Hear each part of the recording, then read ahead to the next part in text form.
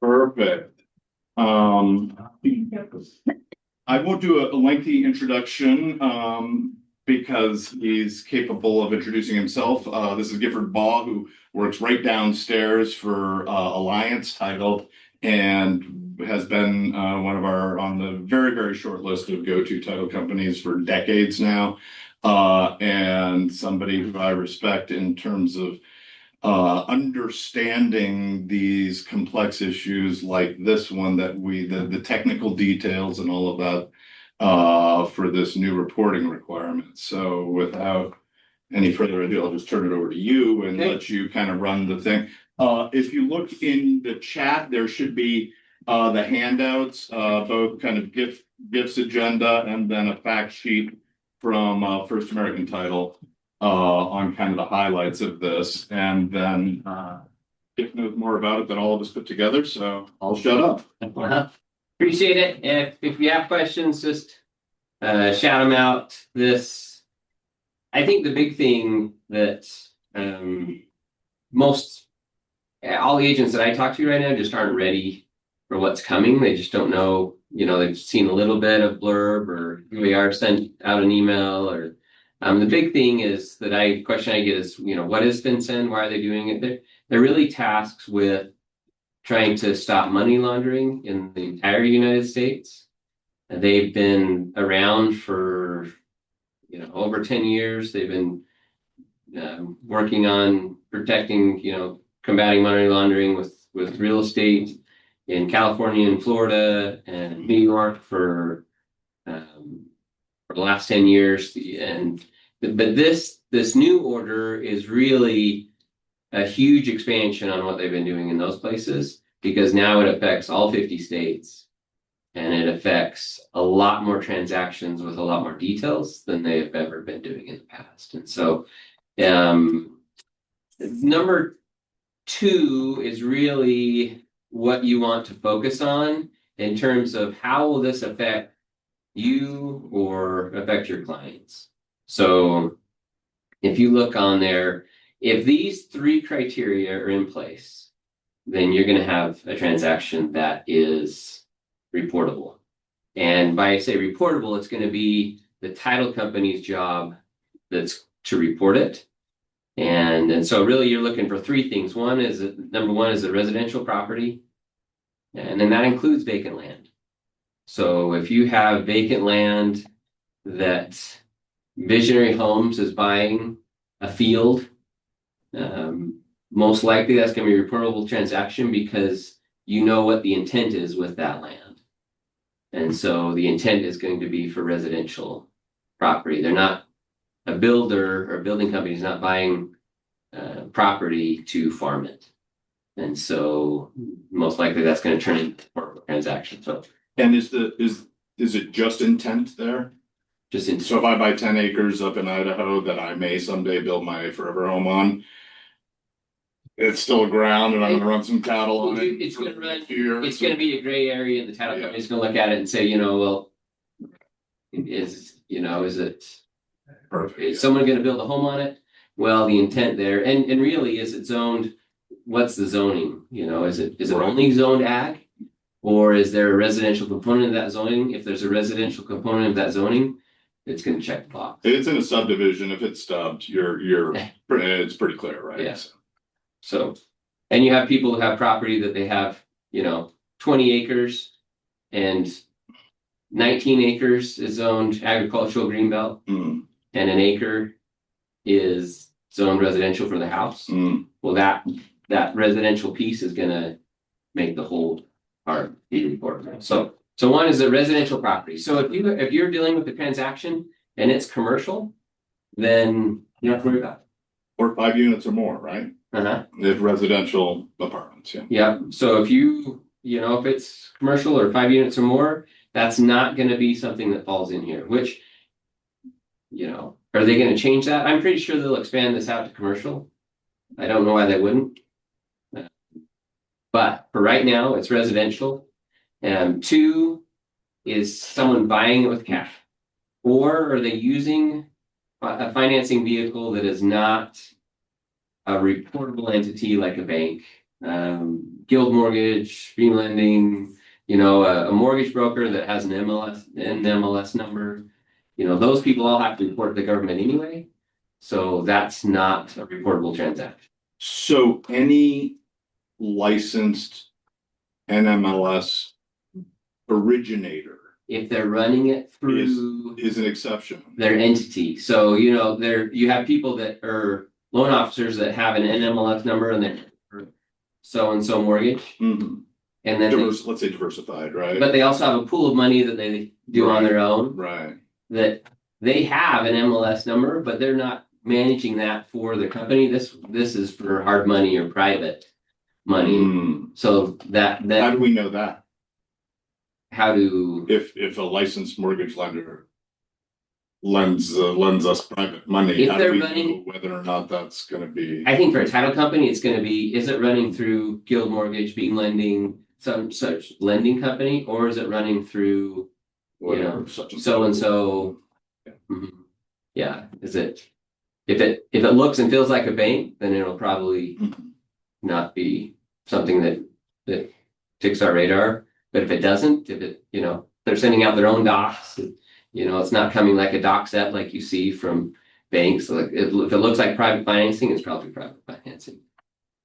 So cash transactions. And the third one is if the buyer is a legal entity, an LLC, a corporation, or a trust. So if you have a buyer and just remember it's the buyer side that triggers this. But if you have a seller side that's in an LLC, doesn't matter. If you have, if the buyer, it's the buyer side that triggers it. So it doesn't matter what the seller's entity is. It could be a corporation. It could be, but if the buyer side is an LLC, a corporation, or a trust, if you hit all three of those boxes, that's going to be really important. How long would that affect on the closing time for a cash buyer? What was that? How long would that take for a cash buyer to close? Well, so a lot of times, this is one of the things that you want to get out in front of with your clients is that a lot of times on cash buyers, they're looking saying, hey, look, I'd like to close in a week or 2 weeks. And the seller's really excited about that. But, if you're looking at a transaction and the contract comes in and it shows LLC, that should perk up your ears. And it it's residential and it's a cash buyer, it's going to be reportable. And so you just want to be educating your client, whether it's your buyer or your seller, because the seller side has to report too. So both parties are going to be reporting, and title company's going to have to get information from both parties. So even if you have the seller side on that transaction, it could still close within a week, as long as everyone's willing to cooperate and provide that information. The headache's going to come when you have parties that don't want to provide that information, or they're used to providing certain information, but maybe your seller is an LLC and they have 5 members, and each of those members doesn't want to give up their driver's license and information and where the money's coming from for the company, and sign a form that this is going to be reported to the government. Some sellers are used to providing their account number and their information to a title company, but you put a form in front of them saying, I acknowledge that this information is going to be reported to FinCEN through their government website, and they say, I don't want the government having any of this information. I'm not signing that form. The problem is that the information from the buyer and seller has to be collected by a title company. The title company is going to have 30 days by law from the closing of that to report it. So you can see why we're going to want all of the information up front before we close it, because the likelihood of getting that information after closing is very low. And you can see from the bottom there on number G, fines for non-reporting on that handout, $1,394 per violation, up to $108,000. And that's just if you're negligent and miss it. And so would this be on one of the parties to the transaction or the title company? Title company. So it's the title company the Well, it's the reporting entity, and so if you Right. look on if you have your handout there, that's the First American one. Tim, were you able to see those, Laura? All right, I can't see the handout. Where is it? Yes, I can see them now. I was able to download them. In the chat, so hopefully you can find those to play along with us. So, and this is going to be beneficial to you, but I think this is really going to be something that's beneficial to your clients as they come back and they're putting some pushback on you, saying, well, what, you're telling me that the title companies or the title company just reached out and asked me a lot of really detailed information. My last title company didn't do that. Why, do we need to find another title company? Mhm. What's going on here? I don't want to provide all this information, having some information you can send to them, say, hey, well, here's some information to go over. This is a new law that just is going into effect March 1st. Yes, if you close your transaction February 28th and it funded February 28th, you didn't have to worry about this. But as soon as March 1st comes around, then it's now a requirement. And so this is something that you could, forward to them, email to them, provide them some more information. But if you look on page 3 of that, and you can see why title companies are so going to be so picky on this. The hierarchy, it says who files the report. And if you look at that hierarchy or cascading of reporting responsibility, you'll see number 1, closing or settlement agent. Title company. Second person who has responsibility, whoever prepares the settlement statement. Well, it's going to be the title company. Number 3rd in line that has to report is whoever files the deed. Well, it's going to be, in Utah, it's going to be the title company. And in most states, that's going to be your title company. So number 4, whoever's a title insurance underwriter. So we're going to get audited by our underwriters because they're on the hook. If this doesn't happen, they're one of the ones in line that is required to report. It's going to fall on the title company first, but the underwriter is also there. Largest funds disperser, title company. I don't know how the title evaluator or whoever searched your property got on this list somehow, but I'm sure they're super excited about that. Andy? Right, the recorder's offices are on. Yeah, being on there. And the last one is whoever prepares the deed. Right. So you can see how this is really falling on the title company, or even in some attorneys. Right. In some states you close with attorneys. Well, this is kind of a catch-all. I mean, there really aren't any loopholes to how you get around someone not filing or being on the hook to file. Gifford, I have a question. So what is the mechanism that you're going to use to communicate down this cascading reporting structure that it's already been taken care of? What what are we going to do as a title company? Yes. So for a title company, we're just going to make sure it's done. For us, if we have a transaction that checks those 3 boxes, we're going to make sure we have all that information. So within days of closing, we can file that report with FinCEN. We're not gonna be hoping that someone else does it because there really isn't anyone in line before the title company.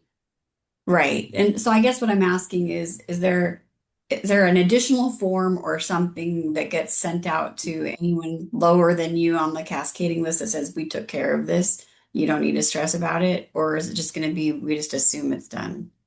No, and it's, as far as an agent, you're really not on the hook for any of these.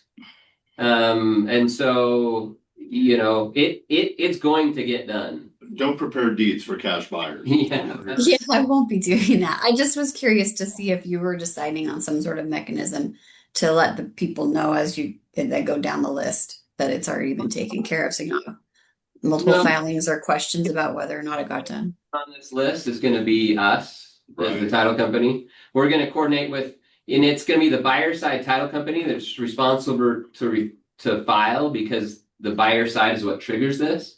But we'll be coordinating we do split closings all the time. We'll be coordinating with the seller's title company to obtain the seller's information that we need for that report.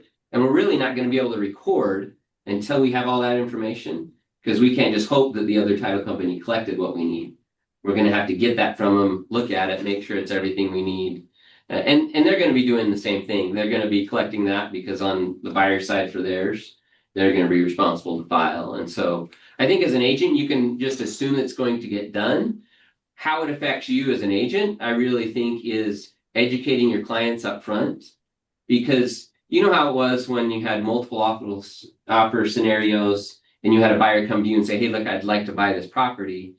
The agents that educated their clients up front and said, okay, we're going to need to go in over asking price. We're going to need to have as much cash down as we can. We're going to need to not be asking for inspections. You know, those that educated them up front were the ones that actually got deals done. And those that didn't provide that education had frustrated clients who ended up going away or not being happy with their services. Or so I think how it's going to affect you is really that you're going to get some pushback from your clients in that why do I have to provide all of this information? Why this isn't something they've done in the past. I've closed multiple transactions, especially if you deal with investors. You know, investors in general aren't used to providing all of their information, particularly, you know, I'll give you a scenario. You have an LLC buyer that checks all these boxes. It's an LLC, they're investor, so they're using hard money and they're buying a residential property.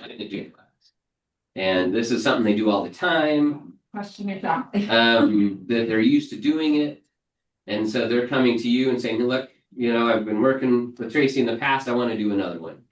And you come and say, okay, I just want to let you know that this now is going to be reportable to FinCEN. And they say, well, who the heck is FinCEN? And what are you talking about? I've never had to do this in the past. Yes, it's a new rule that came into effect. I can give you some information on it. But basically, in a nutshell, it just means that the title company is going to be asking you for all of the members. They're going to go down to the level of the members on your LLC. And they're going to be getting driver's licenses, mailing addresses, IDs from all of those people, not just the signers for the LLC. By the way, who the hell is FinCEN? Are they Treasury or DHS? Do we know what cabinet? Financial Crimes Enforcement Network. Yeah, what agency are what's they that? under? We don't know. What agency? Johnny's gonna look it up for us. But Did you have a question? I have a question after that. yeah, Go ahead. let me finish the scenario for Tracy. So you have that's on the buyer side, and so you're communicating with your buyer, and you know maybe they give you some pushback. Maybe like, you know, hey, you can have them talk to us as a title company. You can send them some information, but if you can educate them up front that this is coming, that we're going to need some more information than normal, so that one, they are prepared to give it. Because we all have situations where, you know, you have an LLC and they have a manager and they usually just take care of things and everyone's okay with it. And yet if we're having to get IDs from everyone on there. They're out of the country. And they're out of the country, that, you know, those things can delay closings. And so if you know that it's coming, one, if you can just educate them that, hey, look, the title company is going to be asking you for some more information up front. But on that same scenario, so you're expecting that to come on the buyer side. What if you have the seller side of that transaction? And your seller is a trust or an LLC. This is important. So if your seller is a trust or an LLC, the title companies, we're going to have to collect all of their information as well. So if your seller happens to be an LLC with 5 brothers, and each of them, maybe each of them owns their percentage in the LLC under their own LLC or their own trust, we're going to have to dig down to the member level or the beneficiary level on the trust of all of the beneficiary on that trust, who could have control of that trust, and on the LLCs, all of the members of the sub LLCs, all the way down to until you get the members. You can see how it's a lot more information that's intrusive that people don't necessarily want to give to you. Is there an ownership interest threshold below which you don't have to report, or is it any? It's any member. 1% ownership. If you're a member of that LLC, then we're gonna have to provide that information. At all, okay. From what we understand right now, that's what the guidelines we have right now. You're gonna have to go down to the member level And then you have to get all the information like you would an individual so mailing address can't be a PO box. You're gonna have ID for that individual. And then the other thing is where the funds are coming from. So if you have an LLC who's buying the property and they're using, half of it hard money, and then there's 3 partners and each of them is sending in $100,000 for part of it, we're going to need banks and account numbers for each of those entities and where that money's coming from to buy that property. And what about Bitcoin? Well, you can't, right now you can't buy property with Bitcoin, you have to turn it into cash. And so it'd be the account number that cash came from. So, but in general, you can just see that it's a lot more information than people want to be giving. It's going to be a frustration for a seller or a buyer. The big thing I see is what you don't want to have happen is if you have someone who is kind of anti-government anyway, and they might, a seller, even a grandpa seller might be okay. He might be used to bringing in the title company and giving them account information. But we get people right now who say, you know what? I just want to pick up a check. I'm not going to give you my account information. I don't want to say where this money's going. I just want to pick up a check. And I definitely don't want my information to be reported to anybody in the government. And putting that form in front of them saying you're signing here that your information is going to be reported to a government agency on that. I can see that provided. That was one of my questions. So there will be a form for both sides of the transaction of which they have to sign. Yes. And for sellers, it's only sellers that are in a transaction with a cash buyer That checks these boxes, all 3. or any seller, even to somebody, just a human, to William Hochstedler, that has a trust or an LLC. Do those sellers have the same scrutiny? So sellers only are reporting if the buyer has to report. Gotcha. So the seller side will never trigger a reporting. So that's very important. So when we're negotiating a contract and we sense that the seller, we're representing the buyer and we sense that the seller is going to be touchy about this and maybe has it in some sort of entity for asset protection or estate planning or something else like that, we might want to change our vesting to just the person, just the buyer, rather than an LLC if they're all cash. So we're not putting the seller through additional scrutiny that they otherwise might not have. But if you're all right? cash as an individual, it doesn't matter, you're still gonna have. Right, usually I wanna buy in my LLC, but because the seller is gonna be touchy, I'm just gonna buy it in my name, so I don't put the seller through. But if you're not, it doesn't matter. If you're an individual, it doesn't trigger it.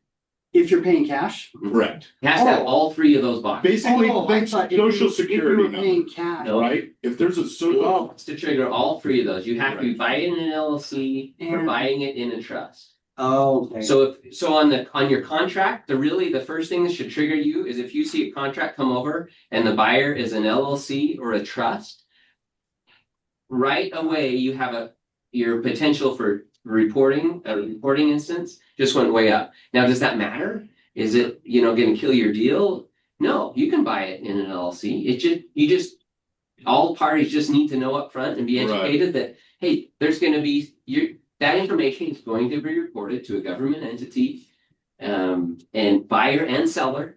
So if you have a seller and you see those come across, you just want to educate your seller probably at the time of signing the contract that, hey, it looks like this buyer's paying cash or hard money. And sometimes you don't always know. You've probably had situations where it showed a loan on there. And a week before closing, they said, you know what?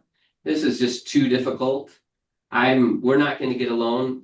My mom and dad are going to lend us the money. We're just going to pay cash. Well, all of a sudden that changed that transaction that looked like it was going to be a loan to a reportable transaction because now it's only a cash component if it was an LLC buyer. So if you see an LLC buyer or a trust buyer, you probably want to start educating your clients that, okay, this, on both sides. on Right. both sides, buyer and seller. Now, if I'm William Hochstedler's seller and I get an offer from an LLC that's all cash, I would still have to sign a form with my social security number and the bank accounts of where all of the proceeds are going. It's and gonna all be of your driver's license number. Yeah, your driver's license ID. the driver's license and where the proceeds are And going. where the proceeds. Yeah, I mean, that's typically not a problem, but it's that extra form that a lot of people get a little nervous about signing. And you just want them to know up front. So when they come in, they're expecting it. They're expecting to sign a form. I get. The last thing you want is to have frustration or upset clients at closing. Because for a real estate agent, I mean, your business is referrals and happy clients. And the more then the better the whole experience.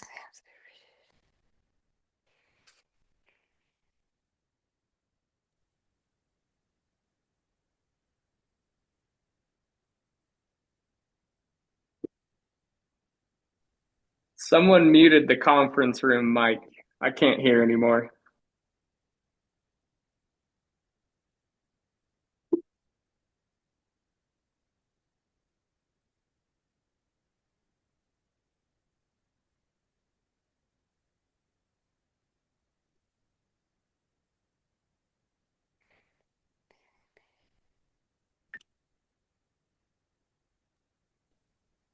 All right, now. Can you hear it now? Yes, we can hear it. Okay. So Johnny just asked a good question, then I'll take a couple of the other questions. So is this only on the purchase? So like William's example, if he wants to buy a property, he buys it for just as his individual. So you don't have to report anything. Yeah. Then once it's purchased, he transfers it into his LLC or into his family trust, whatever. Okay. Is there any reporting in there, or is it just the purchase? So the family, if you transfer that, so the one transaction's done, right? It was non-reportable. It was in their individual name. So that one's done. That one's taken care of. That's a non-reportable transaction because you bought it. William bought it in his own name, right? Now William wants to put it into his LLC. That's going to be a reportable transaction. There's no criteria for no consideration. So, but do you have to get involved? The seller would now not have to be involved in that transaction. It would just be anyone who prepares that deed. So the title company would not be responsible to report that if you prepared your own deed and you recorded it yourself. But that just made you responsible to report it. I do want to, in the FATCO pager, it says the excluded transactions, an exclusion would be a no consideration transfer to a trust, individually or a spouse, where they are the settlers or grantors. So there's a carve out for the trust. So not the LLC, but the family trust for The family trust, if you created the trust, you're the settlers and you're the trustees. If it's the same people, there's a carve out for that. Does that make sense? Isn't that what it's showing? That's my understanding. I think that's what it's saying. So that's the common trust formation for an inter vivos or an estate trust. Yes. Is with those two being present, grantor and settlor or trustee, right? Yeah. So if someone wants to do it and wants to put it in their trust, then yes, title company could help them. We could help them prepare the deed. We could do that. It could be just like normal, and it's not gonna create a problem. If they put it in their LLC, it's where you get the hiccup and you're saying, hey, look, now we're on the hook to report, so let's just get this information from you, And so an asset protection trust have a different trustee. Yes. So that wouldn't be excluded. And a lot of times investors are using trusts because they don't want their information on the county records. So they're using different types of trust. That wouldn't be an exclusion. That would be reportable. I have lots of questions for you after. Right. I'm trying to write the scenarios down. Does anybody remotely have questions for Giff? I think Ken did, but I also had one that I threw in the chat. Okay. Go ahead, Nate, did you have one? Yeah, the deal I just did, William, it was a contingent offer. The proceeds of the sale became cash, and then the property being purchased was in a trust. And so, but all of the money stayed in escrow just for the day while it closed. So I'm just wanting to know if that fired the FinCEN, but they were structured just like the cutout that you just mentioned. It was just my two grandparents who formed the trust who were the trustees. So I'm assuming that would be excluded.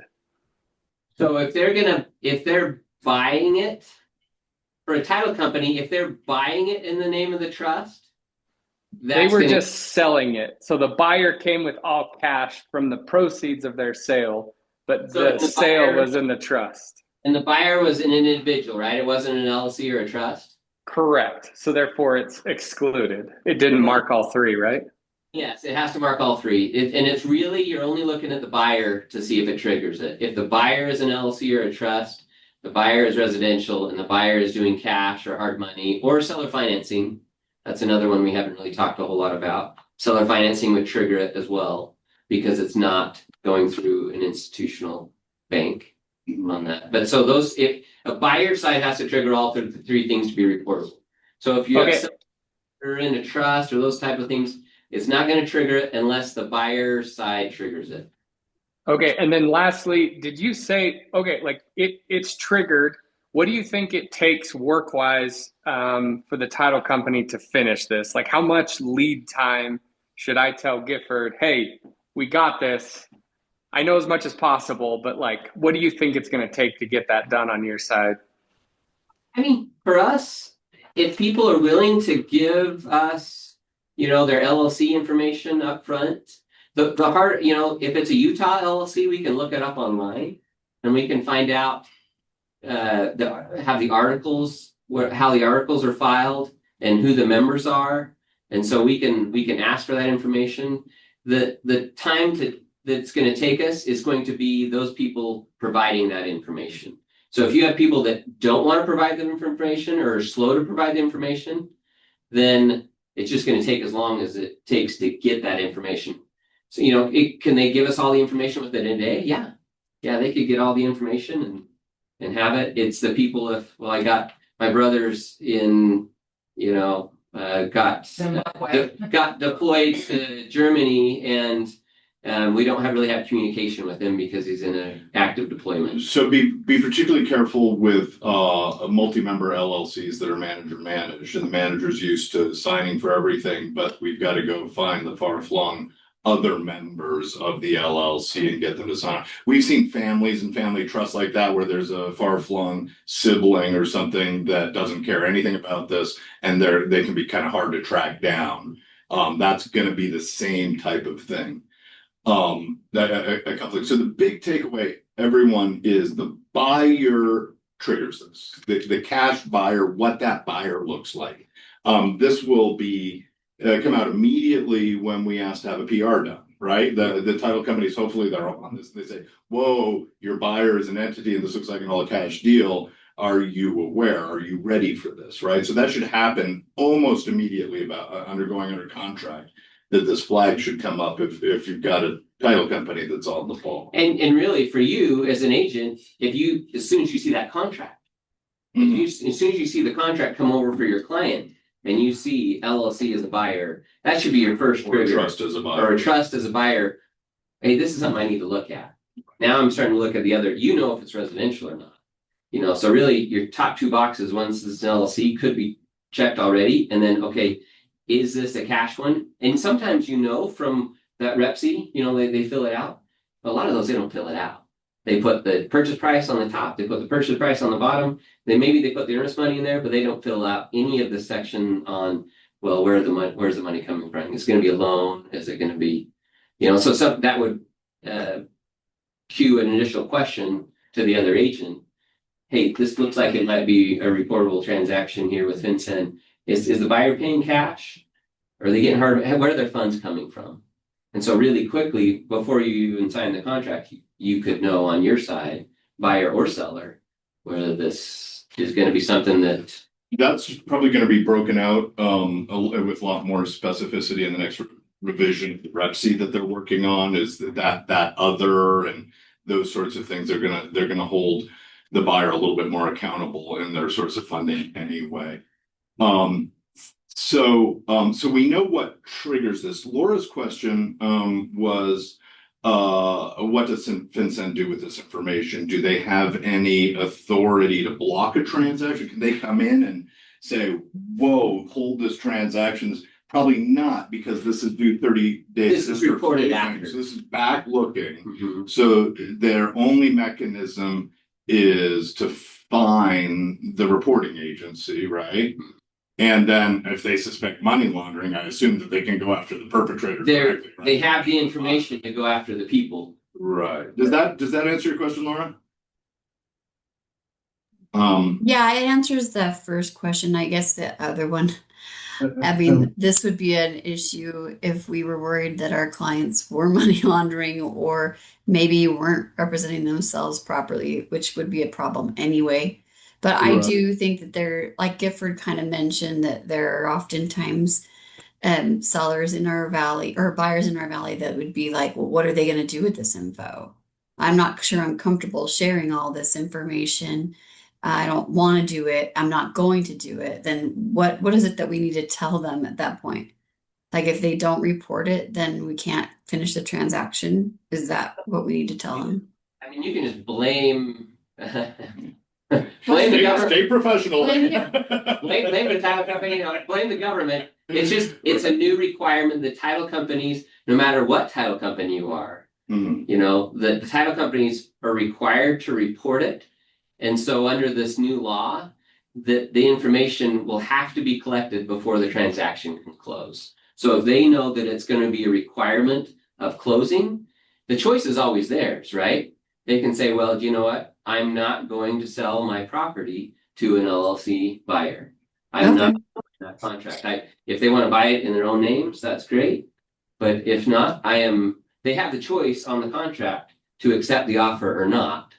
And you're providing them with the information so that they can make an educated decision on what they want to do with that. But I guess it's good for you to know the information so that because you know your clients, and if you are giving them the information, letting them know that, and they're going to sign a form of closing, this is going to be reportable, and they're giving you a ton of pushback, then you're going to want to address that before you even, because once they've signed the contract, they've said that they're okay with the LLC buyer paying cash. They've committed to that. And so if they get right down to closing and they won't sign the form saying that they're allowing their information to be reported, they're out of contract. And that's very much our job. That's why we're here. That's I'd say the biggest exposure that education is on the shoulders of the real estate agent is to advise our sellers that all cash offer coming in from an entity will trigger an additional form that they may be uncomfortable signing, that has all of the investigation of where are the proceeds going and all of that on the seller side. Thanks so much. I have to jump out for another meeting, but I really appreciate, Gifford, everything that you've brought in. Welcome. A lot of these sellers are willing to give it to a title company, but some of them might not want that to be reported to the government. Right.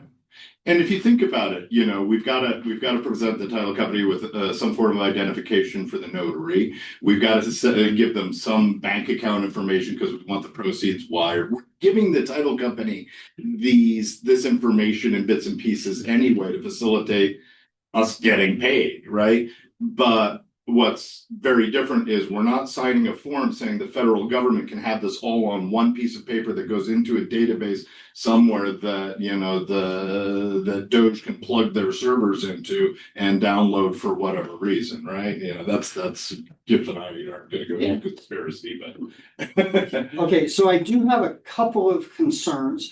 One is we keep saying if you are the seller, you need to know who the buyer is so that you can let them know.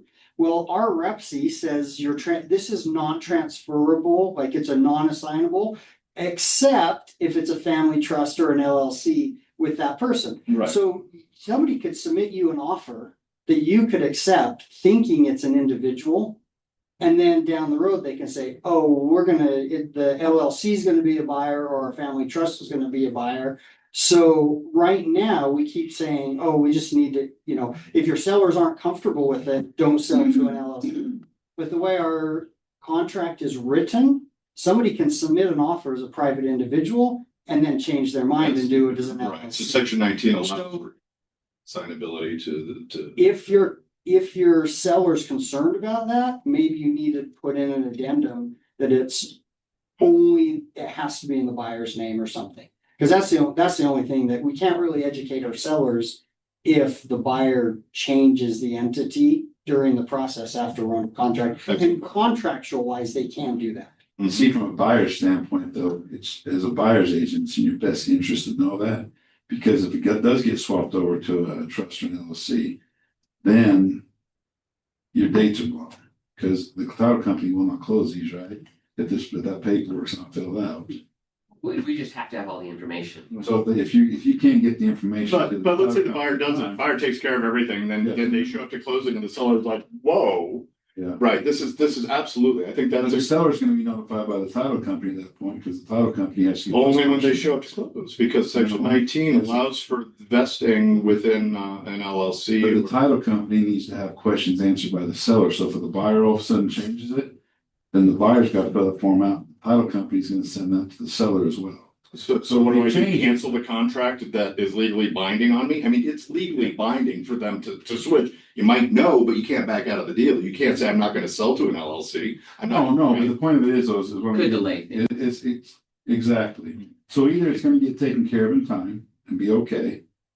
Or It's, well, if delayed. it gets transferred, I don't wanna give my information to Yeah, FinCEN, right? yeah. And there's nothing in the Rep C that protects a Yeah. seller That's true. from a buyer changing into an entity that they're the sole member of right at closing, even or enough time to get the PR updated or whatever it is. That's fine, but they just said to the title company, I'm gonna change into my trust. I'm gonna buy this in my trust now, right? It's permissible by section 19 of the Rep C, and now the seller has to, according to this, provide their social, their bank account, the proceeds, and all of that. And they might not want to, but they can't back out of the deal because it's allowable and binding in the Rep C. This is what Johnny's pointing out, that a buyer can change their vesting in for, investment in their own, as long as it's the same person. Yeah. Right? And we all agree, if it's the same person, it's fine by FinCEN, nobody cares, except now we've triggered a new requirement for the seller that wasn't there when the contract was accepted. So I think that's an excellent pitfall that we need to be. The point I was aware of, though, was that the buyer swaps at the end, though, and they can't get the paperwork filled out in time, and blow a deadline. From the seller standpoint, at that point, that wasn't your problem. Right, So that's Given the that's information, buyer if you fault. give the information is one thing, but also if it doesn't make it to that point, you just believe your contract deadline because the title company couldn't close. So at that point, the seller, if it does get to that point, the seller wouldn't have to extend it. It's done, they can take the earnest money if I'm understanding it correctly. Yeah, but that's another But- issue. Yeah, but if the buyer's the one whole thing is making, not the issue we're but talking if the buyer's the one making the change, they're more than likely to be just So fine giving. contracts us by information. So another question with the buyer making a change too, and this is a question I have is, Okay. is there an exemption if John Nelson, Yeah. at the end, I decide I do want to put it to the John Nelson Trust. Can I do that after I close or closing without causing an issue where it's only going to me? Change it to the John Nelson, Living Trust. That's one of the carve outs. Okay, That's what it that's is. John, you If were it- late. if We it- already talked That about was just one Watch question. the recording. There you go, there'll be lots of questions. That was the only question I had. Sorry, that's the only one I had. Did you have a second question? Well, so we were asking who, and this is where, once I found out, so it's the Department of Treasury. And then Okay. they're under the, Treasury. yeah, so it's reports under the Secretary for Terrorism and Financial Intelligence, but it's within the Department of the Treasury. Okay, So that's, and so I can kind of get that, why there's people who don't necessarily want to give their information to the Treasury Department, of all the departments that are quasi-government. Right. See, with Johnny's question, so who do we talk to as far as all if you want to get this changed? obviously he's got to report to the forms committee. I mean, who? In terms of our rep to cover that, yeah, we'll look at that. They're right now they're changing. they're working on a massive forms overhaul on a number of things, and they're smart people, and so they'll, Yeah, this would be. yeah, that's actually, I think, a good one to address because there's exposure there. Did you have a second question, Tony? No, just the comment of just the treasury. I have a couple of questions as well. One is, we know what happens now if a buyer triggers this for the seller. What happens to an investor like myself that comes in with hard money and I want to buy this, I want to do some sort of asset protection vehicle. The seller's okay with however they're gonna, put their social security, driver's license, and bank account info on a piece of paper, no problem. Everybody's open to this. But I'm gonna go out now to my billionaire high school friend that's gonna lend me the money. And they don't want anybody to know anything because they're laundering money. But what scrutiny now does the lender get? The private lender, more typically the bank of mom and dad, right? Mom and dad say, we'll lend you the money to buy this house, but don't you come after us filling out forms with our driver's license and bank accounts and stuff like that, Typically, that wouldn't be the case because they'd buy in their own name, so it wouldn't trigger that. But do we know what the lender needs to show? We'll just be collecting, minimum is you're gonna be collecting their bank account number, and most likely their ID and social, so where that money's coming from. And are you aware if that's also a form that you need to collect from the lender, like you would from the seller like having them sign the form? Yeah. Anyone that we're having us give information, we're gonna have them sign the form so someone doesn't come back to us and say, hey, I gave you that information, but I didn't know you were gonna send it anywhere. So if I borrow money from my billionaire friend right there, I come to you and I fill this up. Are you gonna go back to him then and need his information? Yeah. So where's the money coming from? Anybody You buy it in an LLC or a trust. Right, so only it's a qualifying transaction. So basically, all parties that are financially involved in the transaction that's triggered will have to do this. Okay.